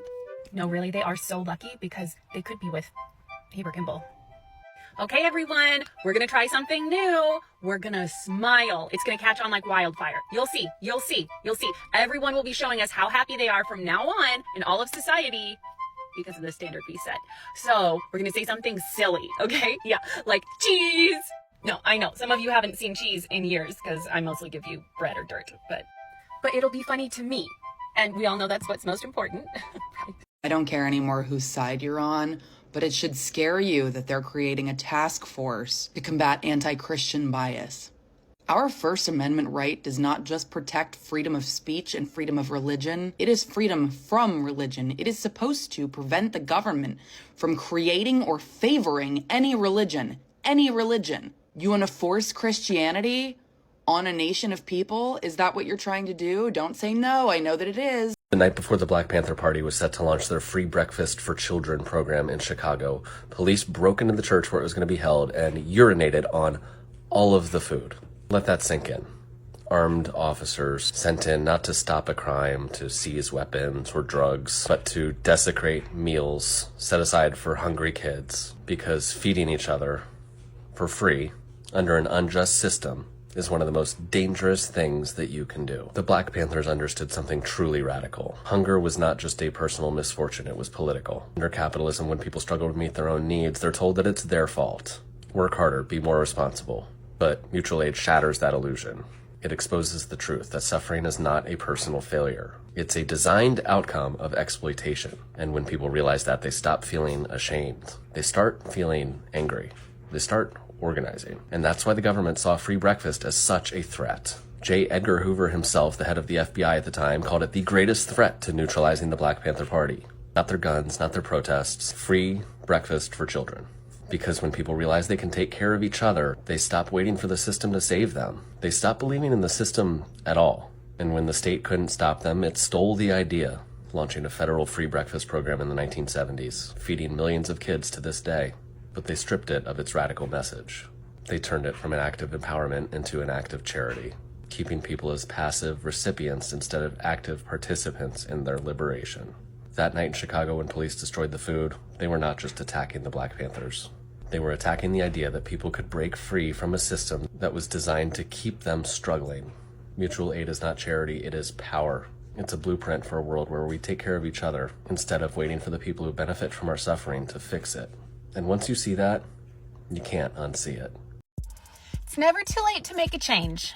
Traditionally, stereotypically, do the police officers, sheriff departments, enlisted military members, okay, not officers, enlisted military members that you personally know, are they feeling the love? Have they felt that from you? Do they typically feel that from Democrats in general, if that's what you are, liberals?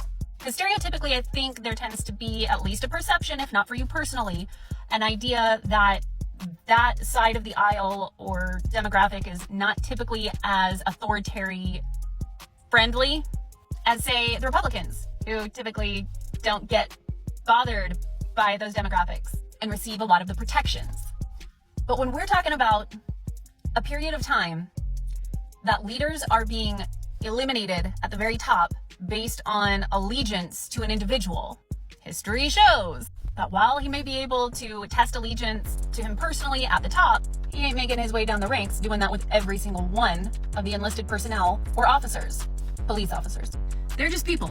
And if there's one thing that authoritarians don't trouble themselves with and underestimate, it's the regular people.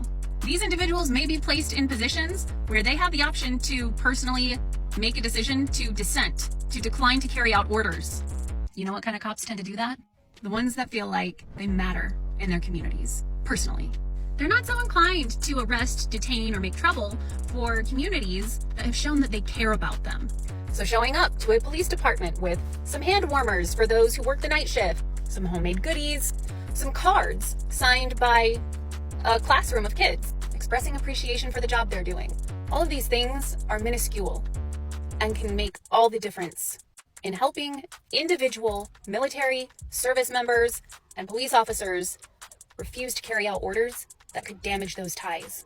They can't fire all of them, and because they don't, it will be vital when the time comes for those individuals to know which community they belong to, which people have claimed them.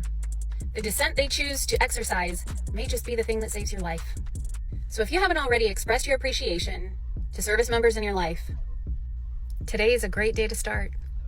I finally realized why fundamentalist Christian groups hate trans people. I don't know why it took me this long. I kept hearing the argument about, like, not changing the way God made you. And I was like, that doesn't make any sense because you don't see any of these people picketing outside plastic surgery centers. So what the fuck is their beef with trans people? Duh. It's because trans people are living, breathing, walking examples that the dichotomy that fundamentalist Christian groups use to maintain all their power and control is flawed. It's made up. It's fiction. So much of their storyline is built around this dichotomy of man and woman, male and female, and man having this ordainment directly from God to be the protector and the one in control, and the female having to be the subservient one. Dominance and subservience, male and female. But that only works if there's only male and female. Non-binary people and trans people, they fuck that idea up, right? We can't have people questioning the foundation of this system, because then how else will the men keep control? So trans people can't exist in their world. They literally cannot exist. Except they do. Except they do. And they always have. And they always will. Sometimes I feel like the people in my life don't realize, like, I live down the rabbit hole. I live there. I didn't go down the rabbit hole. Sometimes I just come up from the rabbit hole. What's dangerous is when the universe pick you and you put on the magic glasses. There's rules that go with them. You can never take them off. You never see things as they're supposed to be. You see things as they are. And you can never force nobody else to wear them. So active believing members of the Church of Jesus Christ of Latter-day Saints. Genuine question here. Help me understand.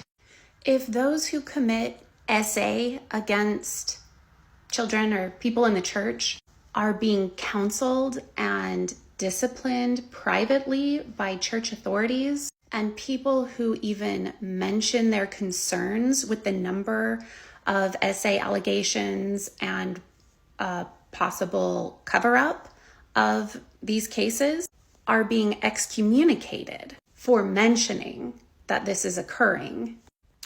What role does that mean that the church is playing in allowing these things to continue in perpetuity, enabling SAers to perpetuate and create more victims?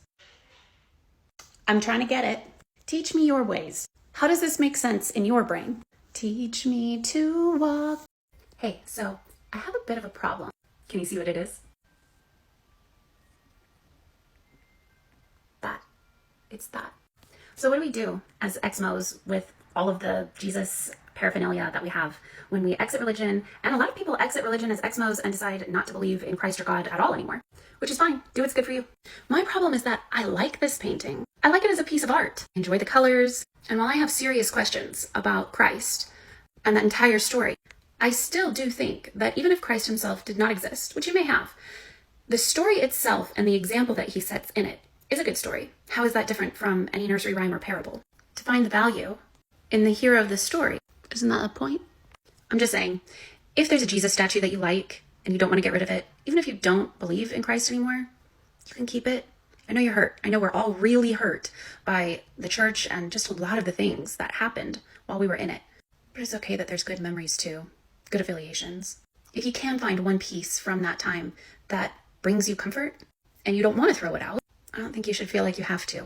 I know that some people can't look at these things without feeling like they're supporting an organization of sexual assaulters, which I get that too.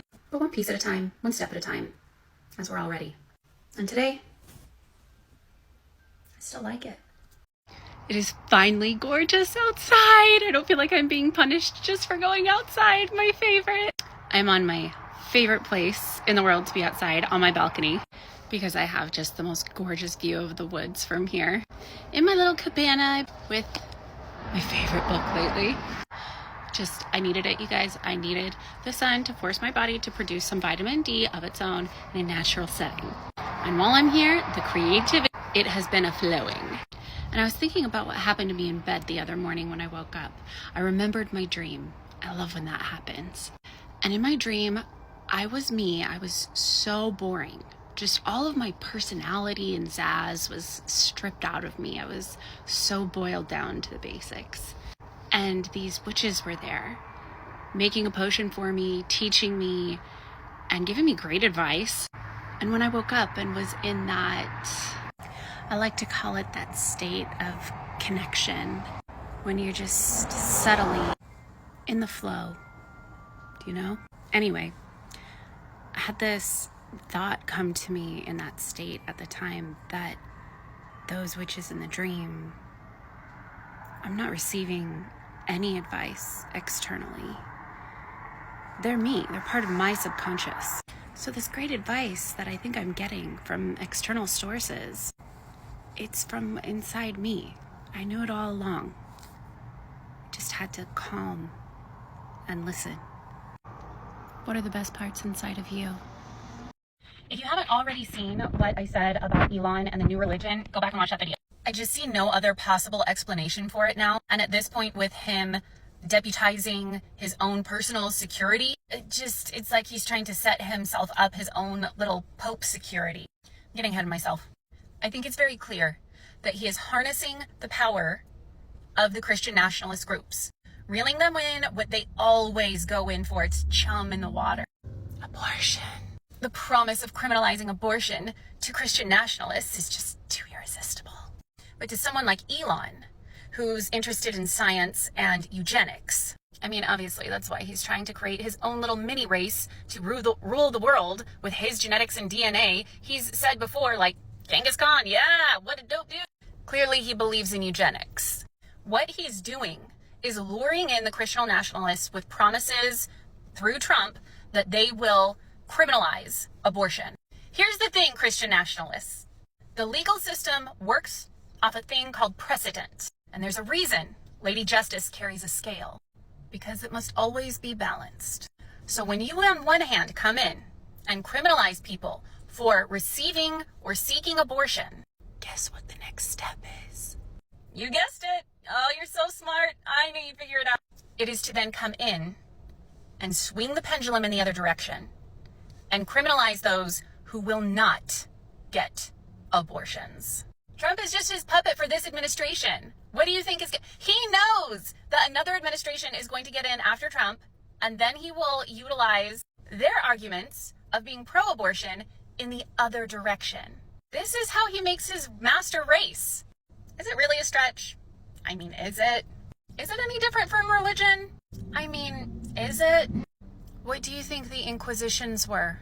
Pretty much all Mormons are kind of like doomsday preppers, right? Like, I grew up in a house where we had our 2 years of food storage. And I gotta say, I never understood why we all had to have so much food storage for Jesus coming back. Jesus' whole thing is turning shit into bread and fish and wine. And we gotta fucking pack snacks? Why? What the fuck? But it's... why 2 years of it as well? 2 years of food storage for Jesus should just be one bread. That is one bread to this guy. You should be able to bring a heel of bread and you would be like, God damn, you brought enough bread for 5,000 people. Nice job, dude. So you've all seen these premium feminine balance gummies everywhere. I bought some to try out 30 days ago. These are my last 2 left. See, gonna have to get more. Just finishing this bag now, so I'm gonna tell you, I don't have a problem personally with hydration. I didn't get them for that. I got them because I was intrigued about what they can do for the flavor south of the border.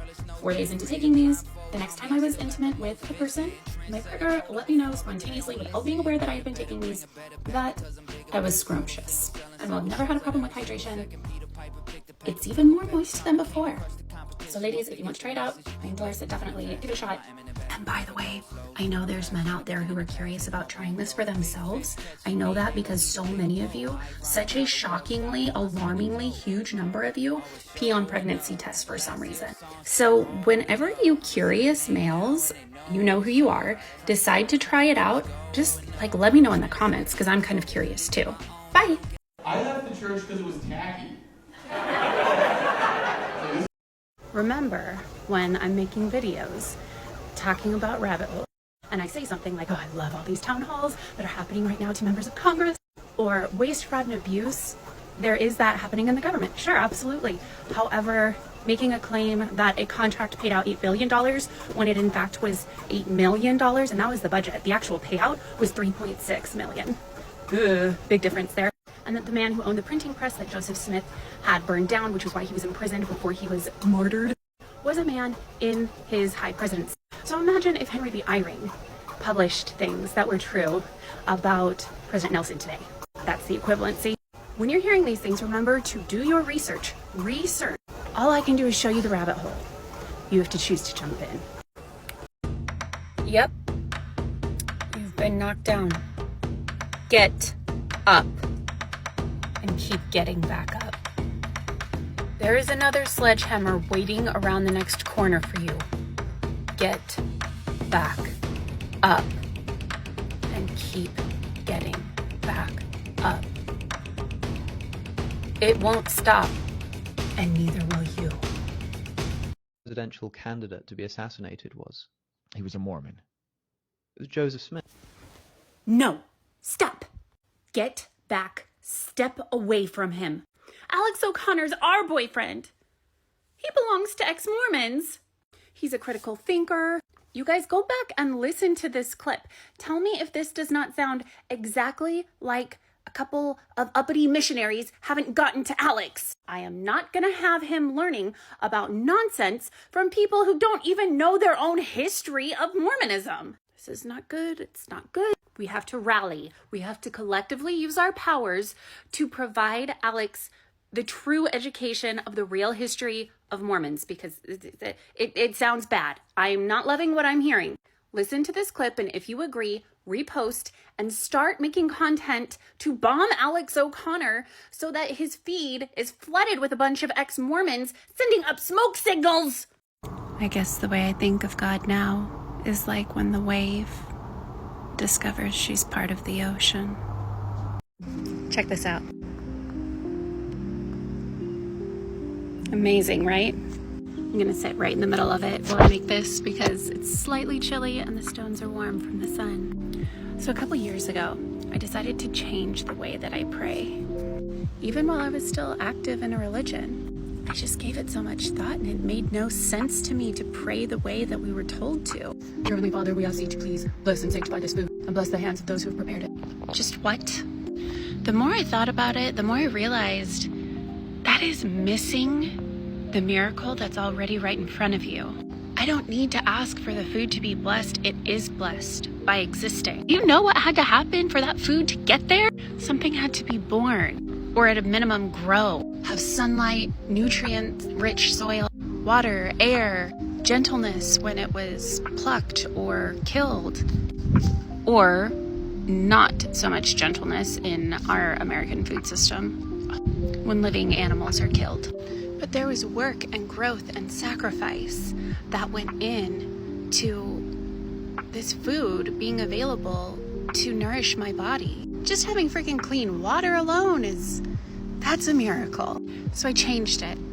I stopped asking for my food to be blessed and started offering gratitude that I had the blessing to eat, to be nourished. Taking a moment to appreciate what was in front of me and the process, the journey that had to take place in order for it to get there. I also realized that if I wanted the hands that had prepared it to be blessed, all I had to do was go bless them, show my gratitude, clean up for them if they had been the one who cooked. Or if it was me who had prepared it, then appreciate myself and my efforts. Just little things to think about. If it doesn't make sense, you don't have to keep doing it. Here's what I would say. I would say, hey, how about everyone, those of you who are married, just get divorced and we'll all get together and marry a bunch of immigrants so that they can become citizens and vote in the next election. Since marriage is stupid anyway and a total construct, and if you love a person and want to be with them, you'll just be with them, period, then we're talking about paperwork here. It's paperwork. And that's what I would say if Democrats were worthy of that kind of movement, but they're not. They're not. So don't worry about it, guys. Politicians, parties, either side, both sides. You both suck. So don't worry. We'll take care of it on our own. So, LDS people, I need to talk to you because I know that you'll understand this. I am so sick of pronouns. Makes me think too much about what the other person is asking of me. But are they thinking about what they're asking of me and the time that that's gonna take? Oh my gosh. And the worst one are those people that want to be called the Church of Jesus Christ of Latter-day Saints. What? That's what LDS stands for? I thought it was like a jokey saying for people who love LSD. Like, they're so high they can't even get their own acronym right. No one wants a biblical marriage, no matter what your evangelical pastor says, because biblical marriage is scary. Hi, I'm Jeremy. I'm a deep skeptic, also a pastor. Yeah, we all know that the Bible is misogynist and says things like, women are a trap in Ecclesiastes chapter 7. By the way, it also says that no upright woman could be found. And we also know that the Bible tells women that they have to submit to their husbands in Ephesians, Colossians, 1 Peter.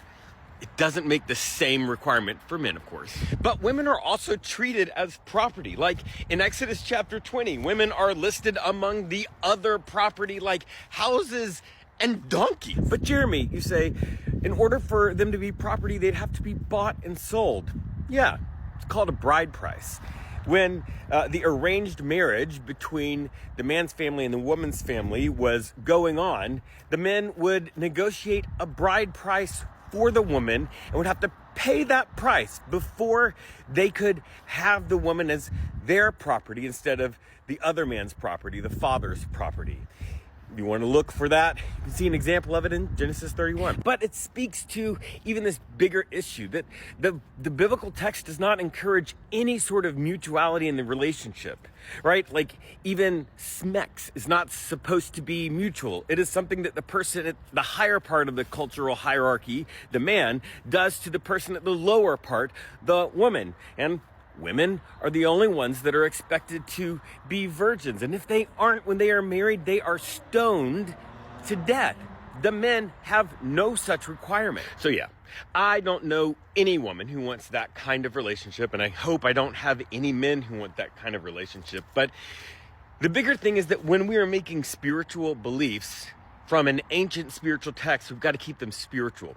You don't look to an ancient spiritual text for marriage advice. That's a bad idea. You're going to want an LMFT or someone like that to find that. Instead, you look for spiritual beliefs, spiritual practices, spiritual insights, instead of marriage insights, financial insights, or any of that. Now, don't worry, that's just a fancy doctor word for your brain is broken. Unfortunately, there's no field of medicine that deals with the brain. But I can give you a pamphlet for a cult. Fun fact, there are more essay allegations in the Trump White House than there are trans athletes in all of high school sports. For those of you that have never thought about it from another's perspective, let me help you.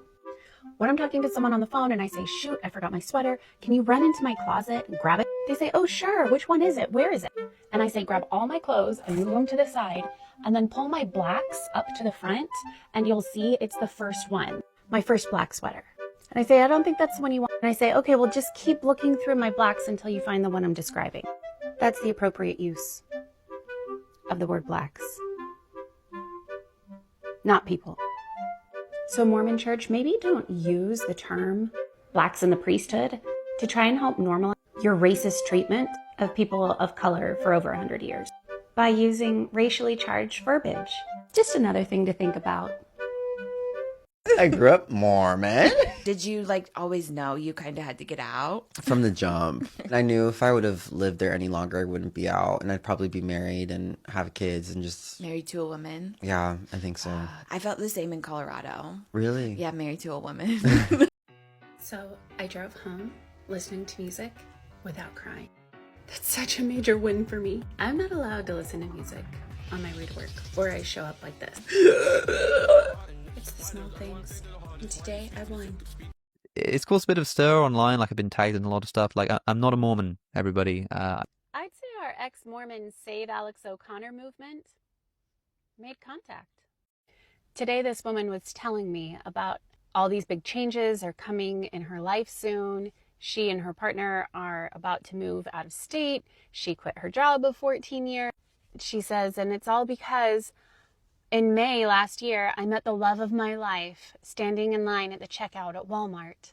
And everything's been a dream ever since. To which I thought, man, what a great reason to never shop at Walmart. Not because of the soulmate thing, that part's great. But if you actually do find your soulmate at Walmart, that means you're going to spend the rest of your life with them. That means for the rest of your life, that's your meet cute. That's how you met. That's enough incentive for me to start shopping exclusively at Whole Foods so that when I meet the love of my life and we tell our meet cute story, everyone will know right away from hearing our story that we're both extremely pretentious. Can you relate to this? Ex-Mormons or Exeters of any high-demand religion? I told a loved one that I left the church. Their response was to tell me that they loved me, but they were disappointed in me, that I would leave the truth just so that I could sin. To which I was like, you don't even know me or my lifestyle or what you're basing this on what? On what? Because I don't drink. I don't drink coffee. I don't drink soda, much less caffeine. Just me. That's the way I roll. I never did it because I never wanted to. I don't have tattoos. I don't have a single piercing. Not even the singular one you're allowed. I'm more dry than a lot of Mormons that I know. Sinning how? Sinning how? Sinning by speaking out against people who are racist, who are sexist, who are abusers of children, aka at this point just the church. Then lock me up with the other heathens. The reality of the situation is this. When people do not do their due diligence when researching groups that they are involved in and committing pieces of their life and energy to, especially in cases like the Church of Jesus Christ of Latter-day Saints, you are endangering yourself. You are endangering your children. You are endangering each one of your grandchildren who are walked into one of those buildings forever. I cannot overstate the amount of risk that is involved with making a decision to keep yourself in line with organizations who are so clearly, provably lying to you. And the more members ingratiate themselves to those organizations and structures, the more danger they're in. Let's talk about polygamy. Feel free to stop me at any point. Let's go back to Abraham, shall we? To the time when Sarah gives permission for Abraham to take her handmaid, Hagar, so they can make and have that baby.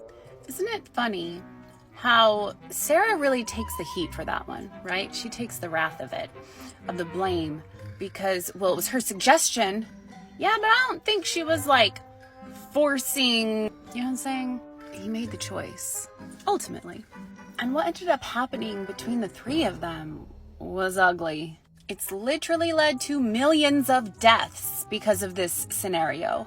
So why do believers keep using this example as an argument in favor of polygamy? Because see, to me, that's a very good argument against polygamy. My dear sweet ex-Mormon friends, brothers and sisters, we are gathered here today to tell you that I found a great reason for having this painting still.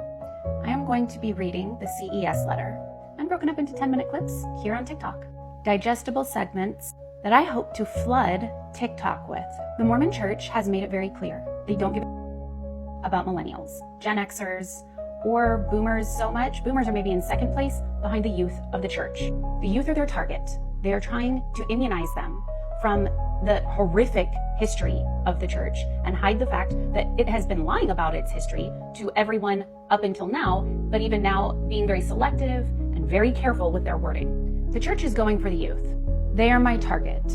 If even one of these clips of an audio version of the CES letter being read to them penetrates through and is able to reach people who will then start doing their own homework and investigate further, it's going to be worth it. Please help me in this. Lots of people don't take the time to read these days, which is fine. I love podcasts and audiobooks as well, but it is quickly becoming sort of the main way that a lot of people are consuming literature.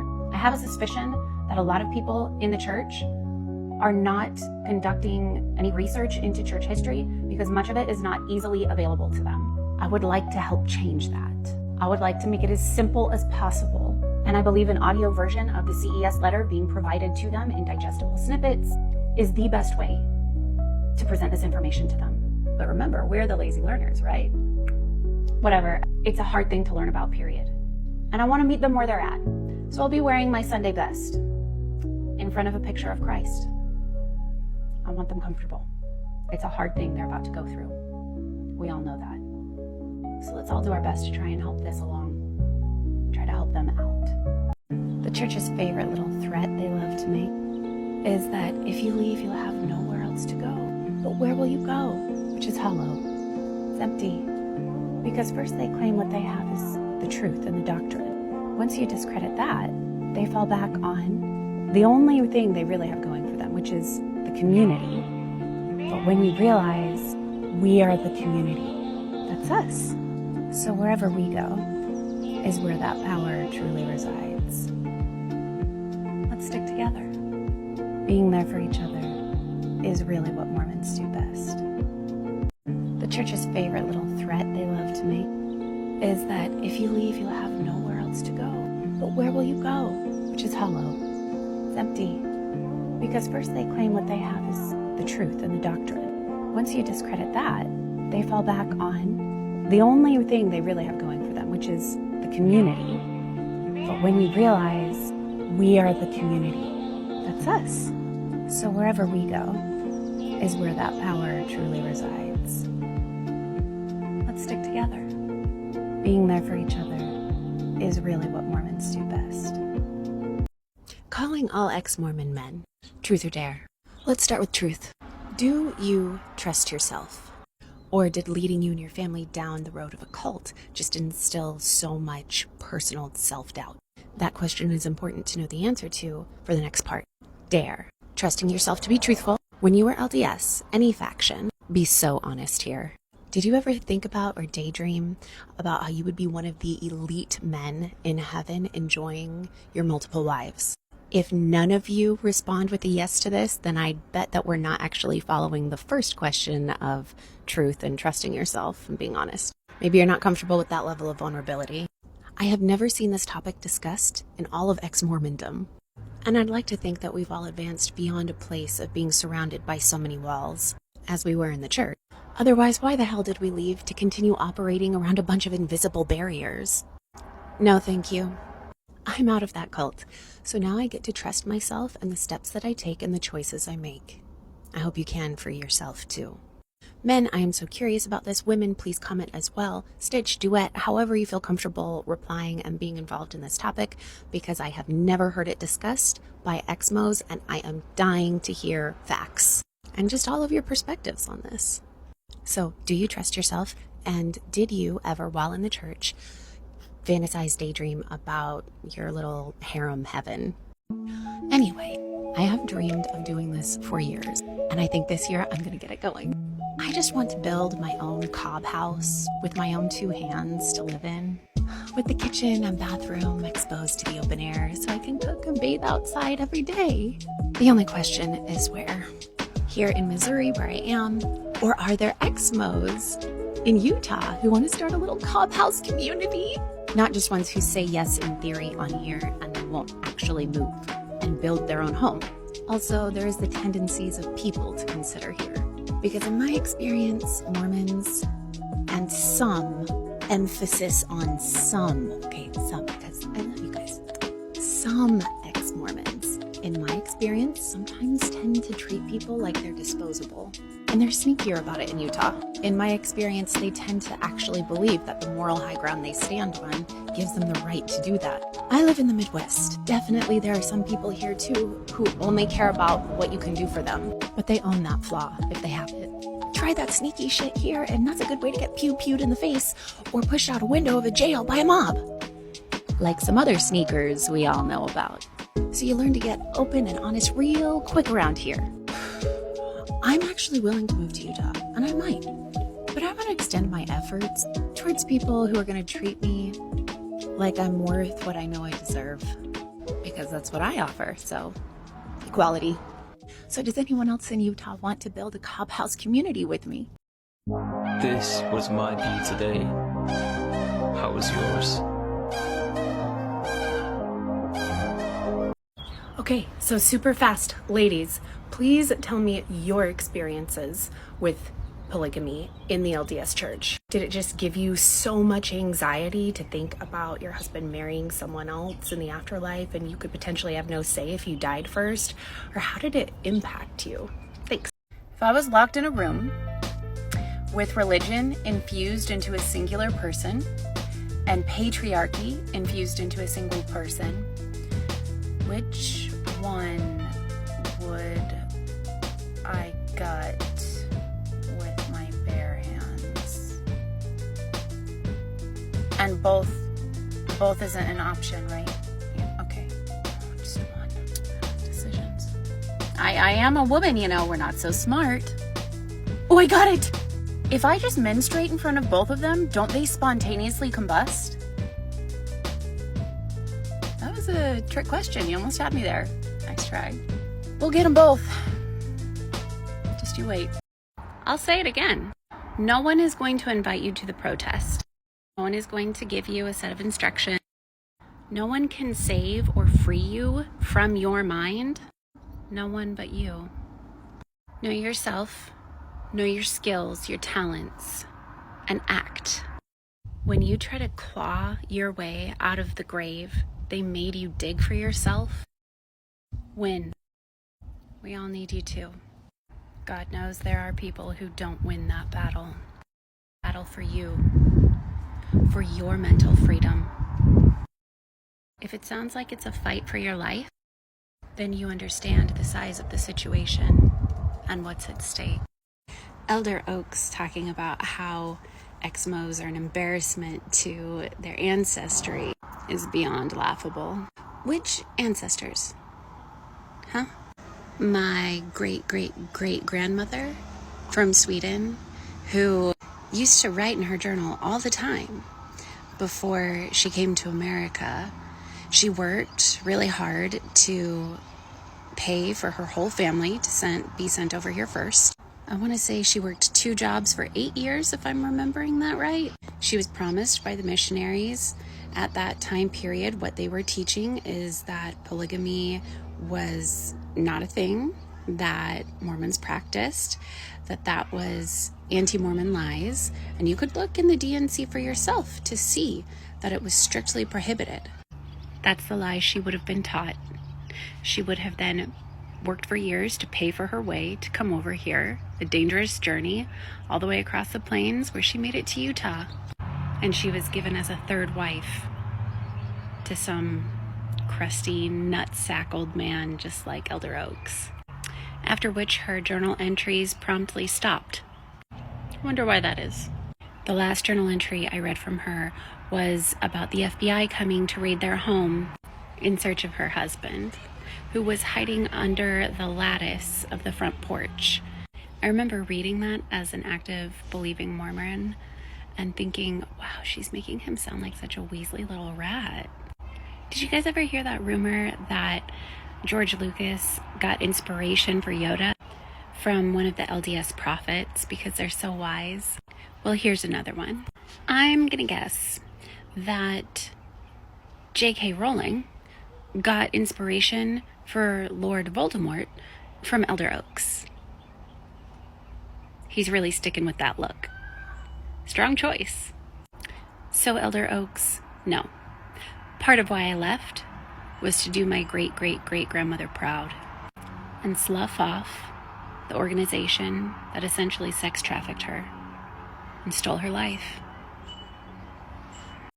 What I love most about the fact that a very mediocre Mormon apologist who's true believing came to write some things on my CES letter reading about how it's slop is how he's helping the algorithm and showing me that it's working. It's working. The goal of the CES letter readings, of course, was to get that information to true believing Mormons. Ex-Mormons already know all of this. It's not a shock. So thank you. Thank you to every true believing Mormon, commenter, disparager, hater who sees the CES letter videos. And there's nothing wrong with admitting that maybe you learned a thing or two. From Jeremy Runnels. I am grateful for every true believing Mormon that those videos reach and who engage to help the algorithm so it can reach more of you. So someone I love very much was telling me the other day how she wants to be led. She wants a man to love her like Christ loves her. She wants a savior. Just thinking, I wish there was a way I could explain to her how damaging that is, how unhealthy to want a savior and a partner rather than an.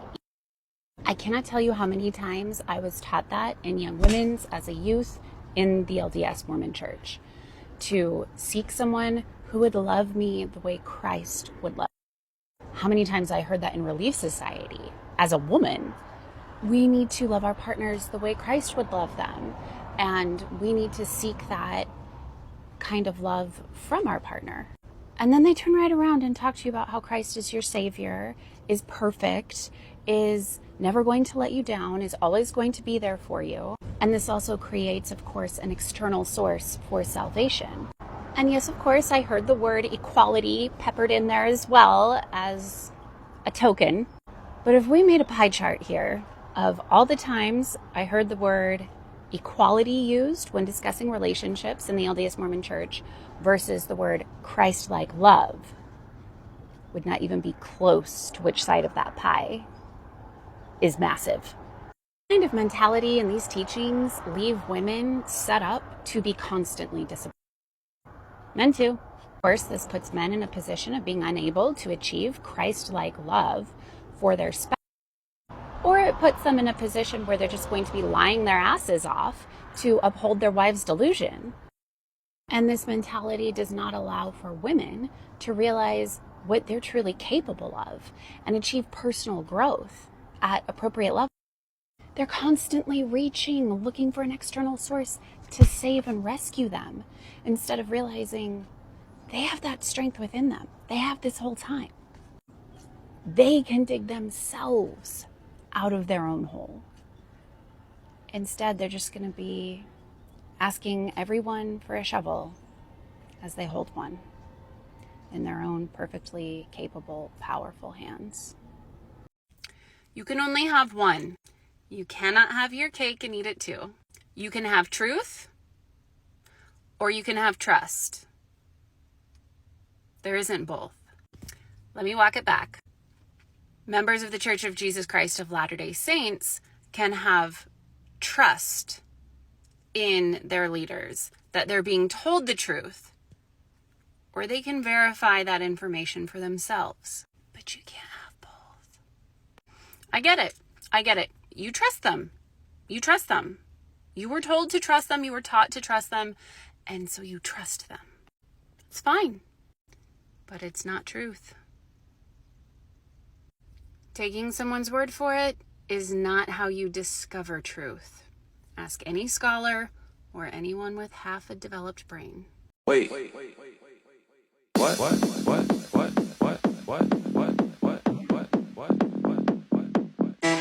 It's true.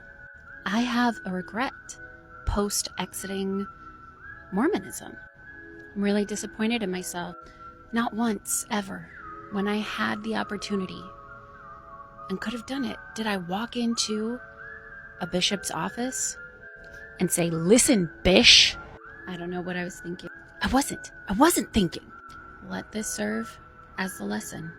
Live life with no regrets. So I'm throwing my entire family heritage away. I'm free.